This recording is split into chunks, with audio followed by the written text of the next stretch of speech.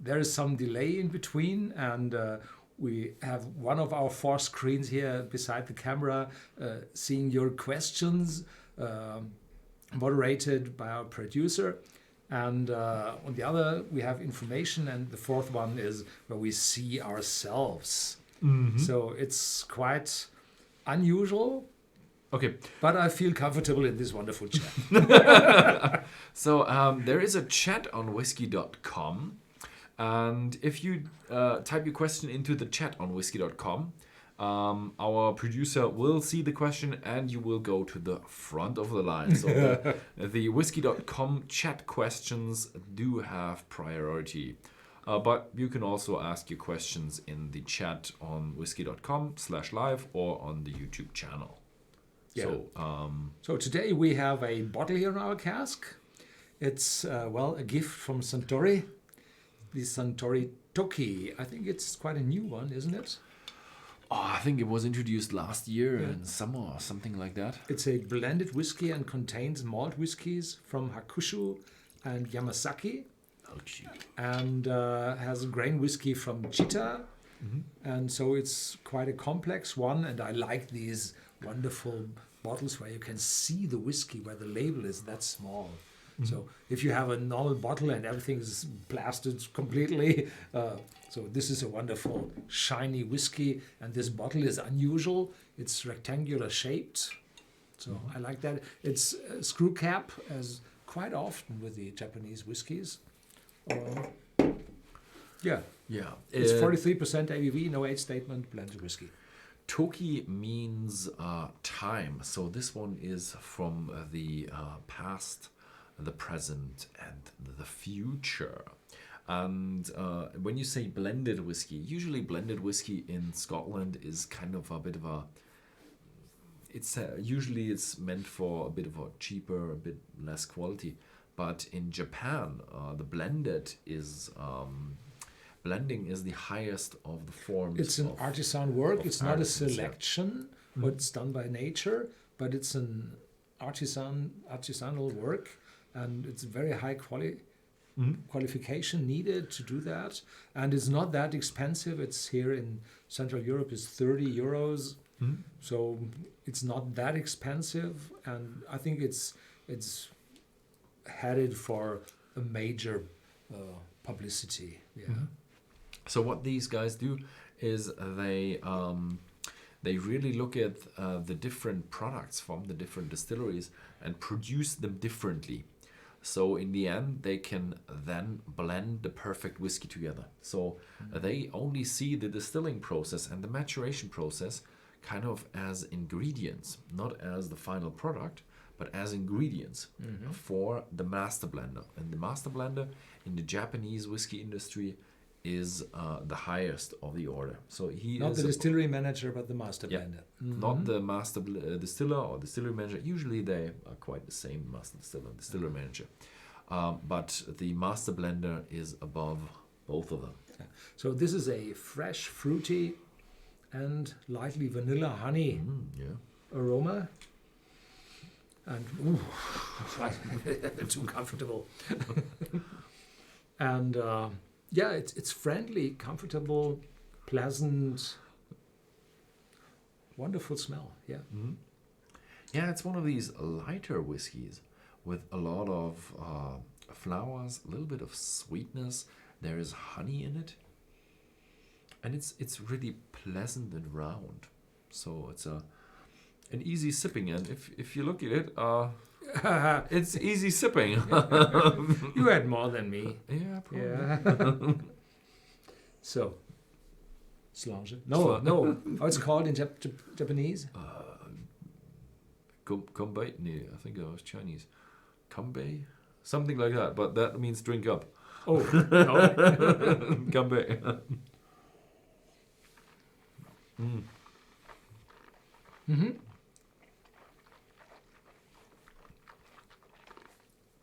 First, it's oily. Then there is a spiciness in it. There is Spanish oak in it from the Yamazaki whiskies. Light, sweet note going over into probably grapefruit. It's a pleasant but unusual smooth and silky, oily taste I have in that. Lightly sweet. Fresh fruits. Honey. Roundness. It's an easy sipping whiskey. So this is one of these perfect evening drams where you just sit in your chair, you have a bit of a dram, you have a good conversation, like we are having now. This is the perfect whiskey for the occasion. In the aftertaste, there's a little bit of spiciness and a little bit of dark chocolate probably. So there is, or the grapefruit. There are sometimes this light, sour, bitter aftertaste. The sourness is not there, but the aftertaste. It's wonderfully balanced, and that's what these Japanese guys are always looking for. That you have a wonderfully balanced whiskey. This one, I would say, is a bit more on the easy sipping side, but it does have some interesting flavors in it as well. So today it's called Ask Me Anything about whiskey. About whiskey. Okay. So anything does not mean everything. Let me start. Tom Friedrichshain. Hello, Horst and Ben. Could you do a video project with other famous whiskey YouTubers, e.g. Ralphie Mitchell, Tom Friedrichshain? Yes, I've already done a few videos with other YouTubers. I've done the one with, what's the guy, the Whisky aus Sicht eines Amerikaners, Whisky Jason. I've done with Whisky Jason, and I think I've done one with a German YouTuber, Petok. And I've done a lot of videos with non-YouTuber famous whiskey industry. But from the industry. Leaders, I would do one with Ralphie Mitchell. It's a bit hard to go to Ralphie's place because he's I think he's living on the Isle of Wight. Isle of Man? Isle of Man? I thought Wight. But he's one of these islands where they're really remote. So he's not really at the center of anything. You're not driving past his house when you're visiting someone. It's just he's really off. So that's a bit of a block because as we are we are not in the center of the world either. So if he wants to come to us, it's really a far drive. So the problem with doing collaboration videos is that they are quite what do you call them? Time consuming, yeah. Preparation. If I do a video with you, I say, "Hey, next week Tuesday afternoon, yeah, good, okay, 2 videos," and that's all the planning we need. And with these guys, there's a lot of planning going on. So we do these videos occasionally, but not often. So W Whiskey, W Whiskey. My question: smokiness in the whiskey, is it coming from the charred cask or the kiln drying of the malt? Are these types of smokiness distinguishable? What smokes the most? I'm asking for a friend. Well, directed to your friend, the most is the kiln drying of the malt. There are a lot of particles of phenols are sticking to the barley and are then moved into the product. And the charring from the cask, the charring typically produces a active charcoal, and that means it's giving nothing to the whiskey. It attracts unwanted sharp substances out of the whiskey because it's a filter. It's an active filter. It has such an incredible big inner surface around the molecules, the structures. So this is active, attracting unwanted substances. There is a transition zone between the charcoal and the wood, the residual wood from the staves of the cask. And in that transition zone, there are some phenols, I think, produced, and those deliver some smokiness to the whiskey, to every whiskey which matures in a charred cask. And is it distinguishable? Yes, it's far less intense. If you have the kiln drying with smoke, with peat smoke, then you won't taste those very faint substances at all. But if you have no kiln drying, but only charred casks, then you might get a little bit out of that. Mm-hmm. I think you might have some with a really heavy toast as well. That could lead to some phenol creation, but speculation. Mm-hmm. There's not much science behind that. So yeah, most of it. If you have a smoky whiskey, it's from the peat smoke.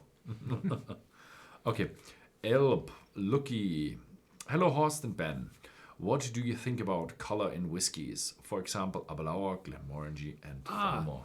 He deleted a question above that, and that I wanted to answer. And so it's a remote producer, and the question before was, are you willing to produce a video in a large grain distillery? And for that I have to answer, we've done that already, because all the US distilleries look like the typical grain distilleries because they have those big column stills, which are very the same or popular to the grain distilleries in Scotland. And there are pictures, the videos from you. And I've got one with one from Loch Lomond, where Loch Lomond has two kind of distilleries in one building. Yeah. Or two buildings. One is with the malt production and one is with the grain production. So you can have a look at the grain production. Unfortunately, if you look at grain production, usually there are some parts missing. In America, they were pretty nice to us. And the cookers, I've seen the cookers at early times. Yeah, so you can see a lot of the grain production with the American whiskies, which is very, very similar, except they do have a different mash bill than what they have in, let's say, Ireland or Scotland. Elblucky, hello Horst and Ben. What do you think about color in whiskies, for example, Aberlour, Glenmorangie and Dalmore? This is an evening filling discussion. Yeah, it's an evening. So there are two sides to the story. We have the whiskey enthusiasts. Most of you are whiskey enthusiasts out there, and you don't like the coloring because you want to see what you get, and the coloring is kind of, you see it as cheating. On the other side, we have the introduction, the beginners that or the casual whiskey consumers. They want to have a consistent product, and on that note, coloring is pretty good because you can harmonize the product to one standard. But there are the other people who add color and try to sell more whiskey with that, and that's kind of a bit of a sad story. And you can see a very interesting and thoughtful action with Glenmorangie in this matter, because Glenmorangie does color its cheaper mass-produced whiskies, and the older ones, they do not have color in it. So the 10-year-old has color in it, and the Quinta Ruben, 12 years old, does not have color in it. Yeah, if you have an older whiskey and you color it, why are you doing that? Yeah, why are you doing that? No sense at all. And we've seen several bottles reaching us from distilleries which are far beyond the sense of coloring, like Macallan. We got Macallan whiskies, Grand Reserva, 1981, and there was a sticker on the back with sugar caramel, but in German language. And they said, if you're shipping a bottle to Germany, you have to fix that sticker. So you can't be really, you can't the really German believe. Sticker mit Farbstoff. Yeah, so you can't really believe what's on the bottle. So sometimes people go crazy, but there is a regulation, a common regulation in the EU or European Community, EC, it's called in English, that they have to add the the usage of color from the year 2021, 2022 on. So there was just a delay for the spirits industry to adapt. And now UK is leaving the EC. Ooh. But if they want to ship to the EU, then they have to add it. So it's not just Germany anymore, and now all the other countries will have the sticker as well. So probably the British will adapt to that as well.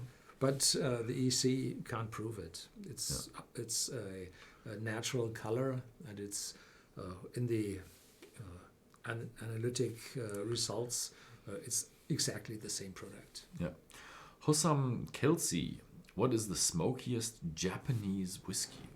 Oh. This one from the North Island. Yoichi, yes. Yoichi. I would say Yoichi, but which Yoichi?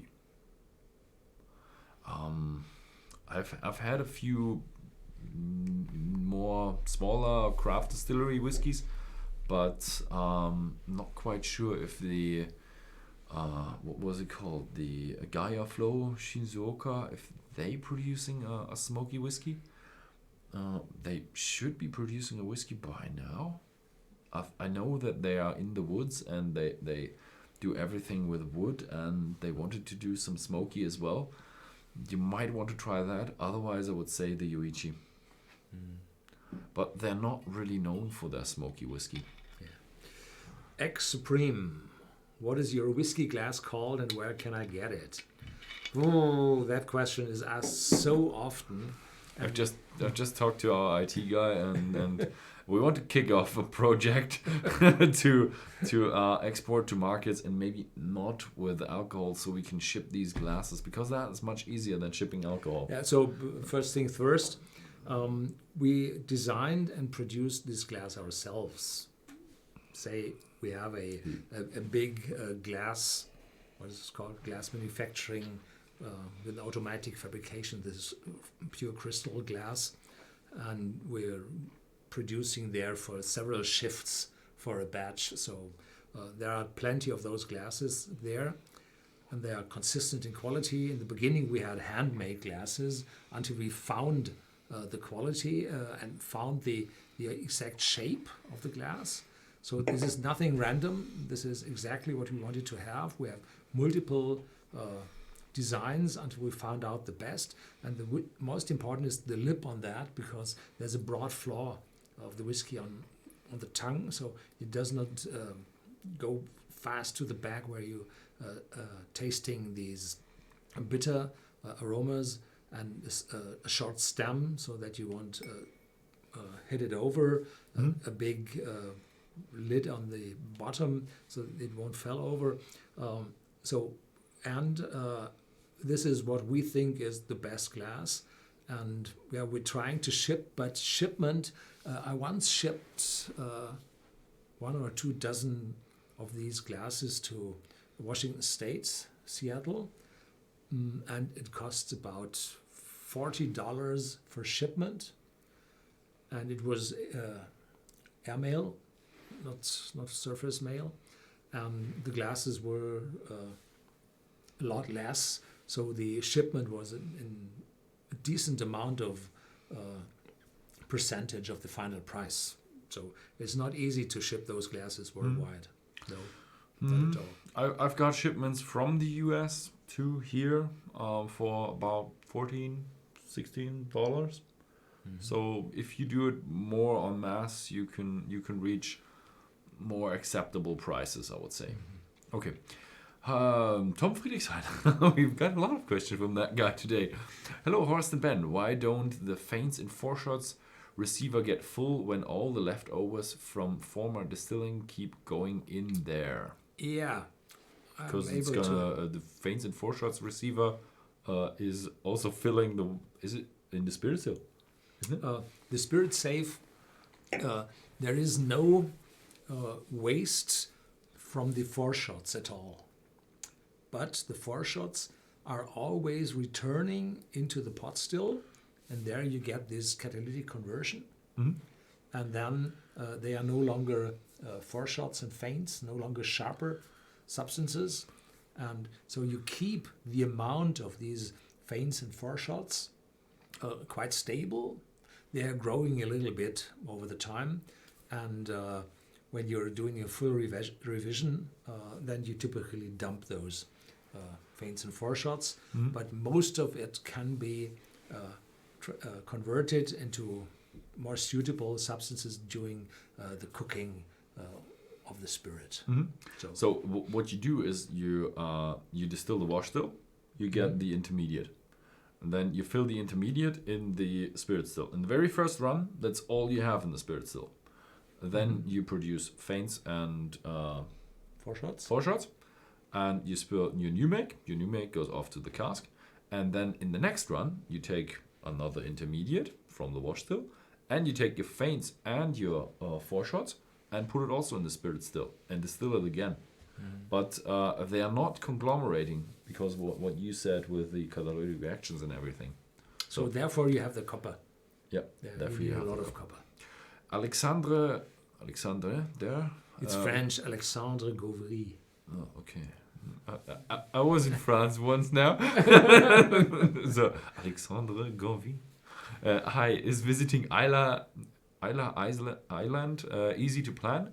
Can it be done by ourselves, or is it mandatory to pass by a tour operator? It's not mandatory to pass by a tour operator. You can easily do that yourself. There are two ways to get to Isla. You can fly. There is there's an airport, and you can fly over Glasgow. Yeah. And then you have to take that one car hiring, or you take the taxi or the bus. And there are many hotels like the Bomo Hotel, the Isla Hotel. You can even rent cottages at the distilleries. Airbnb. I don't know if Booking.com. Yeah, everything you find there. everything on your hotel side of preference or Airbnb side of preference. And just be aware that don't drink and drive. So the island, you drive from north to south in like 30 minutes. So maybe you find a bike rental, or there are nice walkways. But if you walk from like the center town of Beaumont to some of the southern distilleries, through the mosses, then you'd be there in an hour or something like that, maybe. Yeah, but you can take the bus. So what else? And the other thing is you can an hour? No, 2 to 3 hours. Yeah, maybe 2 hours. Yeah, there's a golf course there, and you can go fishing in the sea. That's free for everybody, and and there's a really nice Italian restaurant in Port Ellen, and I'm rambling. And the other way of getting there is if you go by car or by camper, by what the Americans call that? Camping? RVs. Recreation vehicles. Or what did the French call it? He was a French guy. Voiture récréationnelle. You can fly to Glasgow or to Edinburgh and drive to Kennacraig. Yeah. Some harbour at the peninsula of Kintyre. So you drive over to Kintyre.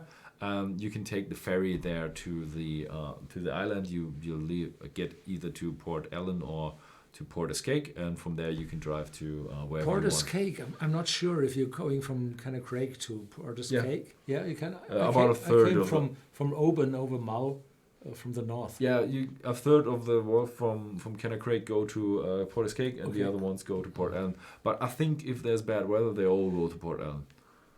Okay. And the Kennacraig goes over to Oban, so technically you can go to Oban and then drive down to with the ship, drive down to Isla.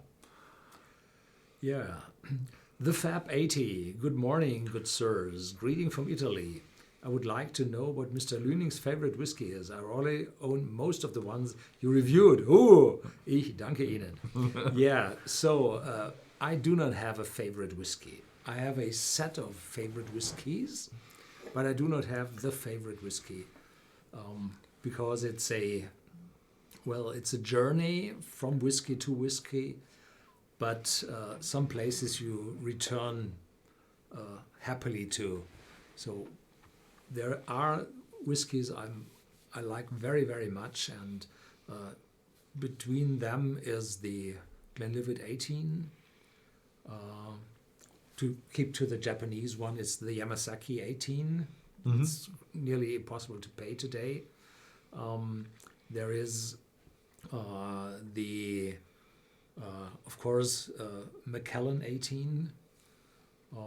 And there's several ones like the Lagavulin 16. But from time to time you return and say, well, I know that. And in the meantime, I had better ones. So I'm moving forward, leaving some behind and adding a few. But some of them I still keep as one of my very best. Mm-hmm. Yeah. Philip Hartung. Hello, Ben and Horst. Are there whiskey trends being lost in the last years? What is whiskey trends? Whiskey with ice, no longer in. Trends. There's a trend going on from blended whiskey more to single malt whiskey and more premium whiskey, and I would say that trend's going to continue. Not quite sure if I answered your question. Mike Yasumi. Sounds Japanese. Hi guys, do you guys like independent bottlers? And if so, Bottles. Bottles. And if so, what's your favorites? So we do have Difficult tons questions. of independence bottles in our shop, and those are from several independent bottlers, and I do have two major independent bottlers I like most, but I won't tell because the others would be very disappointed if I tell.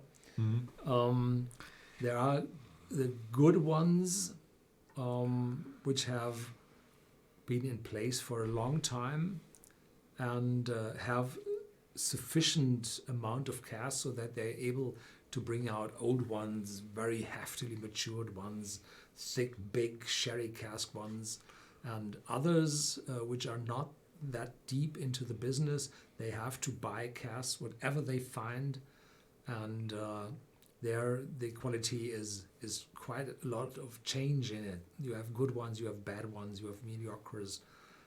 So stay with the big, well-known ones, and you will most often not being disappointed. Mm-hmm. Yeah. Dylan Brassel. Hi, Horst and Ben. I think we'll answer these three questions in one by one. What is your opinion of the Talisca Dark Storm? Ooh, very good. Yeah, Dark Storm was that one with the bit Sherry more cask, sherry. yeah. That one. Like the intense storm together with the sherry. Yeah, like I liked it. I liked it really good. Do you rate that this Talisca is what is used in the green label? Ah, okay, now I get it. Johnny Walker. So, do we think that the Talisca is used in the Johnny Walker green label? Or is it that smoky power from the Kalila? Ah, okay. Now I get the question. Didn't write JD there. JW. Oh, Not with the sorry. Americans. Sorry, I'm confused. So I don't think that the sherry cask influence in the green label comes from a Talisca or a Kalila. Neither of them, because you will use But the smoke? The spicy note from the Talisca and the smoke from the Kalila for the Johnny Walker green label, and the sherry cask will easily and much more cheaper get from Deluane or from some other malt whiskey distillery. So there's no need to have the Talisca Dark Storm, this whiskey which is able to sell for a much higher price if you bottle it neat. I think into the Johnny Walker. I think if you want to deconstruct a blend, that is really a task for, I don't know, the eternity or for the gods, because that is just it's just not possible. So it's pure speculation if we say something. I'm looking at the money, that always counts. Yeah. So my estimation would also come from a rationale, not from deconstruction of the taste. So I would also say they probably use a lot of Kalila because Kalila has a production capacity of 5.5 million, and I'm not quite sure how much Talisca has, but not that. Less. The stills are smaller and they are less stills. Yeah, so I would estimate they have like 1 or 2 million or something like that. Like the usual 2 million, like the usual single malt distillery has 1.5 million liters a year. But Kalila has 5.5. Yeah, so huge stills. Yeah. Vitor Verissimo. That sounds Italian this time. Hello, gentlemen. I would like a recommendation. After Kalila 12, which one of you recommended later? Lafroig 10 or Artbeck 10 or another? Thank you very much and congratulations for the channel. Thank you very much. I would say Lafroig sounds good. That's an 18. I don't have any here, but Lafroig 10 is a good choice. Kalila is a peated whiskey which is not that stinky, and it's a little sweet, a little oily, and has not that intense phenolic note. So if you want to move on and have a real kick, then you should, as Ben said, go to the Lafroig, which is then a really big experience. If you're a little bit more undecided and have a little bit fear of those very strange whiskies, then I would go to the Artbeck because it has also the light sweet aftertaste, and there's not too hospitality smoke phenolic taste in it. So the Artbeck 10 is closer to the Kalila, and the Lafroig is far away from that. Yeah. Tomislav Nimitz. Is this real leather chair or Chinese plastic? This is neither. This is not leather. This is what do we call fabric? Yeah. So it's not leather. It's just a normal, what do you call it? Fabric? Cloth. Yeah. Fabric. Yeah. Woven. Yeah. So and yeah, it's probably from China. I'm not quite sure. I would say it's too cheap that they can make it from China. Probably they do it locally. Yeah. So it's my chair is pure Chinese plastic, and the first 2 weeks it stank incredibly. I couldn't have a tasting on that, so I had to wait for 2 weeks until the chair got rid of those smells. Yeah. Collie Jolly 2. When can we expect another episode of Cooking with Ben? Greetings from the Netherlands. That's the 1st of April, April Fool. Then we will have a next Cooking with Ben. No, it's not going to be a Cooking with Ben. Nah, it's something else. It's kind of it's cooking. Worse. It's worse. Yeah, I discontinued the Cooking with Ben. But there is going to be something coming up. First of all, there is going to be a 1st of April, which is maybe will be continued because I found them really interesting to do these videos. And there's also something else coming up that is going to be in the same setting that I used back in the days, but I upgraded the setting a bit. So keep what do you call it? Keep being surprised, because I always try to innovate the channel and new formats. Some formats stick, some formats don't stick. The Cooking with Ben didn't stick. The live tastings did stick. So there's that. Andrew Radix, do you guys smoke cigars? Would you be open to do a pairing? No, never. I'm very, very sorry. I do not smoke. I haven't smoked my life, and I will not smoke. Because I think that these substances coming from the smoke are, first, not suitable to your health, second, sticking to everything, to your tongue, to your nose, to your tasting buds, to your throat, everywhere, into your clothings.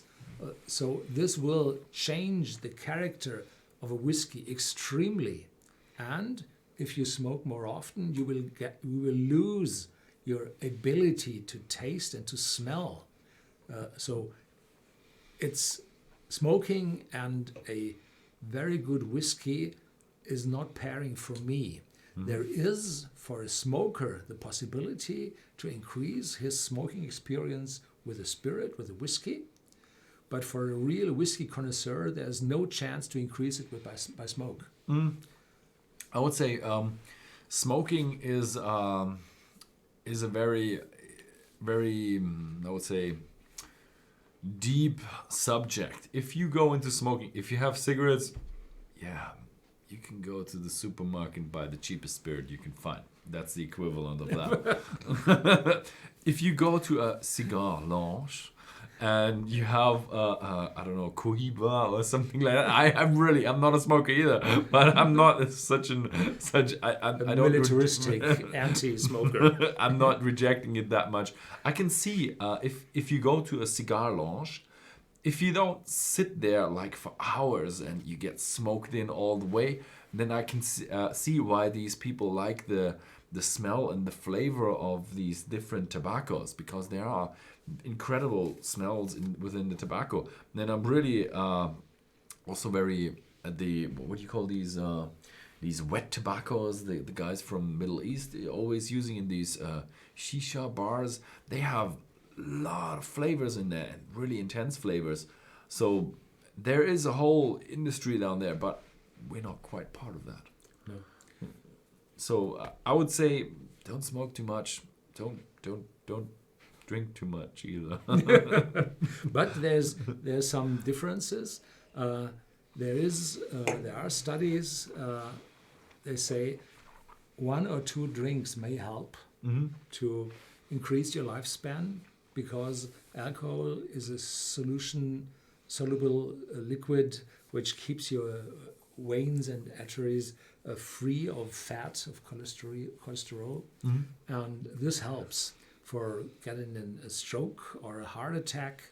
This helps. But every single smoke you inhale into your lung kills you on the long run. There was a time where smoking was healthy. It's in China still. No, when smoking is healthy. Oh, it increases your pest. health. Yeah, it was in the 1600s in France or London, where you had the Black Plague, and all the smokers were smoking and keeping away the rats with that, and that made it healthy. Yeah. Willem Kilian, Whiskey Q. What is it that gives whiskey made by the sea, Talisca, Lagavulin, the salty seaweed maritime notes? I have heard you mentioned that the climate and the air does not influence the whiskey. Debatable subject. Yeah. So what I'm telling always is, the air that comes from the sea over the Atlantic Ocean is wet, has all the sea smell, everything, passes Islay, and 20 minutes later it goes over the mainland of Scotland. So the air is the same, definitely. Yeah. There's only a difference in the height where the distillery is. If the air is cooler, if the distillery is situated in a higher elevation. But in the other side, there's no difference between that.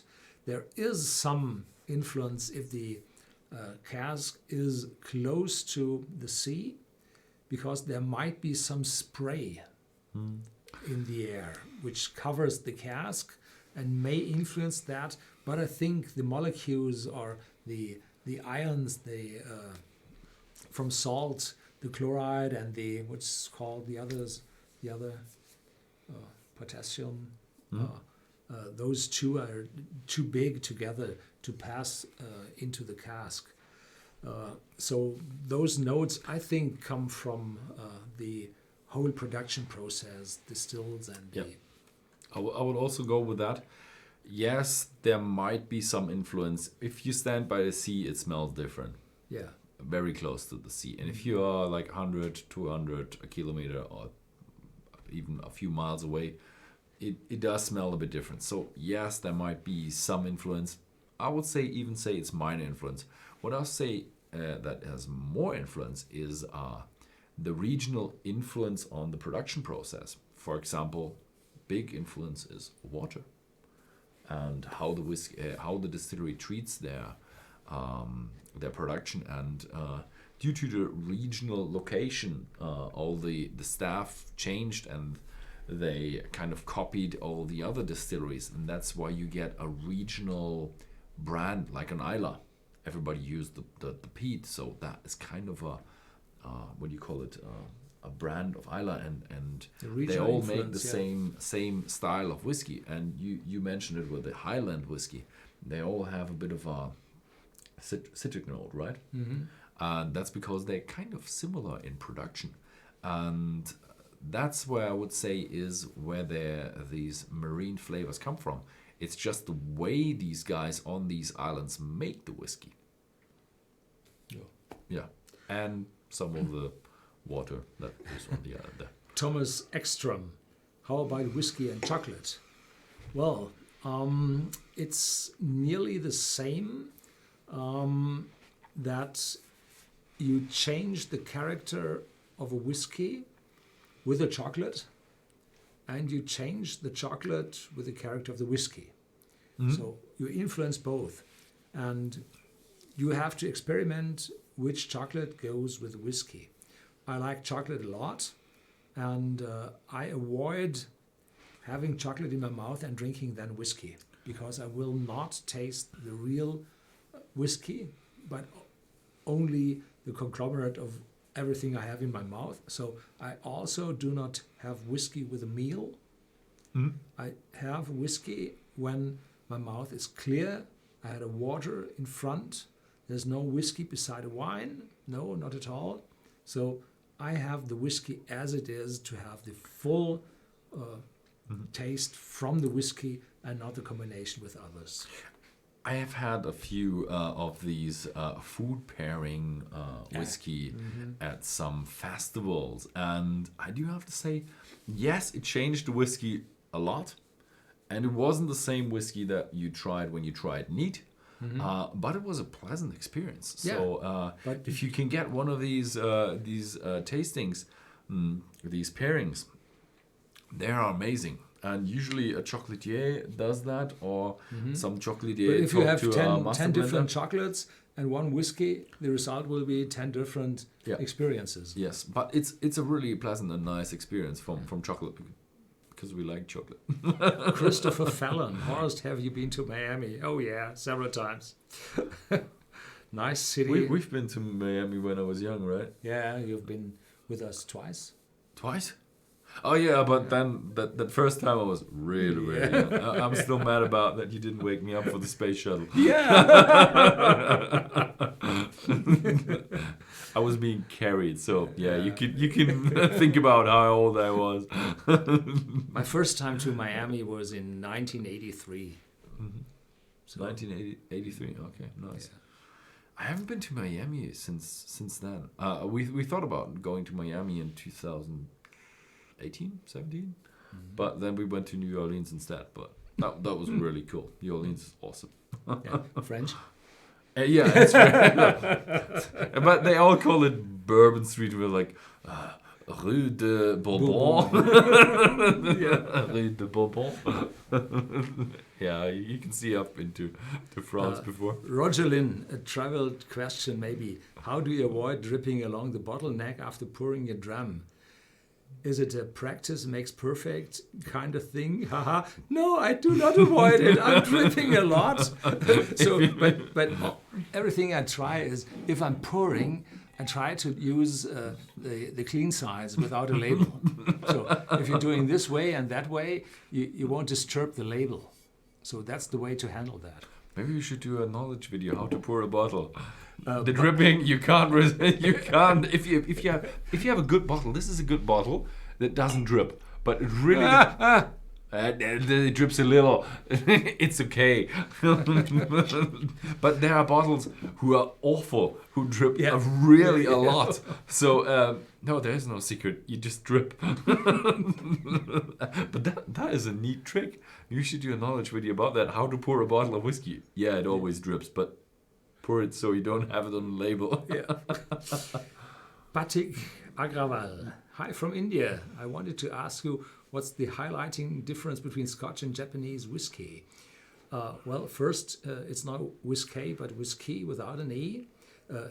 With the Japanese whiskey, as you can see it here, without an E in front of the Y. And that's the same in Scotland. And that's the specialty. The Japanese try to completely copy the Scotch style. And here they write on the label from the Suntory, established 1923, because in the years before, the Japanese guy who founded Suntory traveled to Scotland, lived there for years, and learned how to make whiskey. Yamasaka Taketsuru. Yeah, and was got married there. And To something with an R, Taketsuru. yeah, and then they went back and founded Suntory, and they tried to do it like the Scottish people are doing it. And so they tried, but the last 5 to 10 years, they're trying to establish their own thing. But they're not going with their own thing. The thing is, they copied the Scotch perfectly. So they really copied them. But the Scotch moved on, where the Japanese stayed behind. So they are still where... more classic way. More or less where the Scotch were in the 1920s. And when you look at the Scotch market on the 1920s, it's much different from what we see today. Back in the days, we didn't have many single malt whiskies. I think there might have been Glenfarclas or Glenlivet, and that's it. But they were all blends. So the blending idea within Japan is still very big. So this is why this is a blended whiskey. It's from one company, Suntory, but they still do blend between their distilleries. So they kind of moved on to have from all their own brands, and there are also some single malt distilleries there, but the blending is still the biggest process within the Japanese whiskey, and that is the main difference between Scotland. Scotland is single malt whiskey, and Japan is blended whiskey, but blended within the distillery, which is kind of strange. Gregory Lifanov, when was the last time you enjoyed a dram without the camera, but only for pure enjoyment? I think this week or last week, can't remember. So it was a yesterday, but typically you're right. It's once a month. Yeah. So it's too much. Usually we're with friends, but today we have more than we typically have. Yep. Because we're talking here, and it's really comfortable. Usually I have a bit more. It really went down because of that social distancing thing. When you don't have friends over, you just don't drink whiskey, because don't drink alone. It's always much more fun when you have a glass with your friends. It's much more fun. If you drink alone, it's nice to relax in the evening. You can have a glass once or twice a week. That's cool. But it's much more fun to have it when you have with your friends. Well, Gentry, how is the coronavirus affecting the distilleries in Scotland? No visitors anymore. That's the first thing. That's a no-brainer. That's a no-brainer. But I've already heard that some distilleries are changing from raw spirit to hand sanitizers, or sanitizers in general, disinfectant. That's what you call it, medical disinfectant. So we've heard that now much more distilleries are changing to the disinfectant. Keep being subscribed, because I've sent some articles to my colleague who is also conglomerating these news, and we will have a new update next Monday, or for you, I think the international is Tuesday morning, and so we will have more news about the distilleries, and how they're being affected. I know a distillery, I don't want to tell which one it is, which has shut down completely. Closed the doors. Send the people. I think I've said one last time. Yeah. Last news. Yeah. Ha ha ha ha ha. Kupoa. Hi, Patrick from India. you ever try the local whiskey in a Tetra Pak? So there's a video. so Kupua, he asked the Patrick from India. So he was the one the question before. And we can tell you, Ben was to India, visited those distilleries over there, and he brought back that Tetra Pak, and we had that. Oh, did we have that in English? I think Yes, so. yes. Yeah. So. I had two of them, and they were off. I think we had a straw, and it was even worse. I think the thing is, in India, I did have one, like the classical way how you have it, and that's in the back of a bacha. But the problem was all the guys were like, "Oh, look at that European dude! Yeah, three spades, three aces. I don't know, can't remember." And but the problem was my mic was unplugged, so I have a full tasting in a bacha with that Tetra Pak without sound. Savinelli, Mike, would you trade your Submariner for the retail value in whiskey? No. This one is a gift from my mother, and she died long ago, and I wear this watch since then, and I'm happy controlling the price of the watch, and there's no wonder that he asks. Because the prices in Rolex are rising incredible. Really? Yeah, they went up like hell, but since a few months, prices went stable. Okay. So there is the recession coming up. Yeah. Okay. I think there are still a lot more questions, but we're running out of time. We want to go 1 hour. Let's do a few other ones. David Owen, how Horst and Ben? Have you got any plans to do more distillery tours in the future? Not at the moment, of course. Yes. You canceled the first tour already. I should have been gone in a month, and I was like happy, like, yeah, Boris Johnson's keeping the borders open, and yes, we can still go. And like, no, you can't go. So yeah, I was planning to go there to Scotland in May. April, May, end of April, beginning of May, and there was really interesting stuff to watch. I'm gonna do it in same time in 2021, and hopefully I will do one in October. So I'm trying to do 2 tours a year. So one before all the tourists come, and one after all the tourists come. So it's really a problem if you go in like July or August or something like that. The distilleries are packed full with visitors, and you can't really film there. So if you don't want to have tons of people within the shot, you have to film in before or after season. But the problem is the weather is not always that nice, and sometimes the birds try to push off your drone when you do the drone shots. So not quite sure how that happens in summer, but in springtime they're really aggressive. And you can't, if you rise and they attack you, you just go down and you don't do it. Tom Friedrichshain, hello Horst and Ben. Are you already planning visits to the reopening distilleries Brora, Port Ellen or Rosebank next year, Tom? So we're very much aware that those distilleries are being rebuilt and will reopen. And yes, we will go there, but I don't think that we have plans already. There are no. I had plans for 1 or 2. I'm not quite sure if they would have been open when I would have been there. Probably I will catch 1 or 2 of them. Maybe. I'm not quite sure. It happens how it goes. It depends on how they progress with the building. Will Gentry, Horst, are you a bourbon fan? Ben generally does the bourbon reviews. So if you look at the videos, then you see that I did all the bourbon videos in front of before 2015, I think, or 14. Yeah.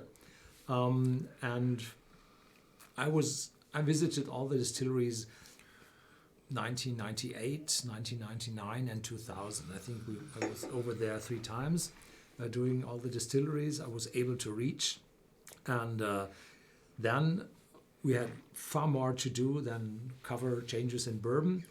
And then Ben went over, did it in 2015 or 14 because 15 you'd been to Japan. 14 because it was really time to. 15 was America. 16 or 17 was Japan. Okay. So and then Ben did it, and so he has the newer knowledge of all that. Yes, I like bourbon. Some bourbons are not that attractive to me, but others are very much. So that's it. Ben, what is your favorite bourbon from Daryl Macias? Favorite bourbon? I do love Tennessee whiskey as well. So there is some good Tennessee whiskey, but you ask about bourbon, and Tennessee whiskey and bourbon is not the same thing.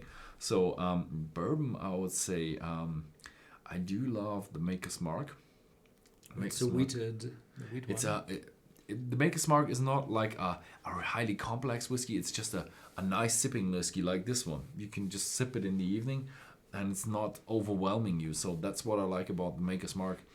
I did have at the distillery a really, really, really good Jim Beam whiskey. I think it was Jim Beam Signature or something like that. And yeah. But there are so many. I like there's so many of them. How it's called, the turkey. Wild turkey? The wild turkey, I like very much. And the Woodford Reserve, because they have this pot still style. I like that very much. And there are several in between there which are really, really good. But having all those supermarket no-name bourbons, the quality is limited, to say it the best way. But the very selected ones, the very good ones, which cost only $10 to $15 more, the money is really worth it. Yeah. So do you want to do the last question? Yeah. Marco Merz, good evening. Have you ever made an own whiskey? Yes, we did. We had a very small still, 0.4 liters content, and in that we made our whiskey. This is the real whiskey, but unfortunately I didn't make the beer, so we had some beer for that. And Ben, you have this whiskey maturing in your cask. So is it a make of the whiskey? You filled it personally in that cask, but you didn't distill it or mash it or whatever. Yeah. Yeah. The thing is, we are whiskey traders. And you always have to keep that in mind. We're whiskey traders. We're not independent reviewers. We're whiskey traders. There's a lot we do know because we're inside the business, but we're not independent. Always keep that in mind.